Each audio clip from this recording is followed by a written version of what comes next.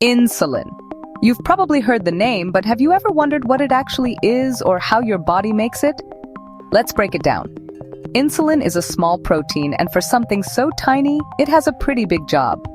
Human insulin has a molecular weight of 5,808. But what does that mean? Basically, it's built from two chains of amino acids. Think of them as strings of building blocks, linked together by special bonds called disulfide linkages. Here's the catch. If you split those two chains apart, insulin loses its power. No more blood sugar control. That's how important these connections are. Now, how does your body actually make insulin?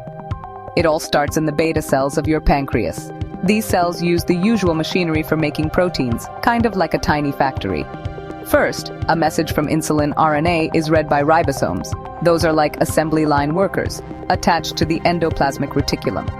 This process creates something called an insulin preprohormone.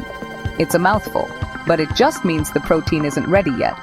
At this stage, it's got a molecular weight of about 11,500. Next, things get trimmed down in the endoplasmic reticulum, turning preprohormone into proinsulin, which is still not quite active.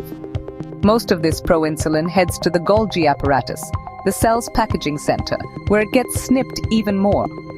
Finally, it becomes the insulin you know, plus a few leftover peptide fragments. Fun fact, about 1/6 of what's secreted is still proinsulin, but it doesn't do the same job as regular insulin. Once insulin is released into your blood, it travels mostly in an unbound form and acts fast. Its half-life is just 6 minutes. In 10 to 15 minutes, most of it's gone. Why so quick?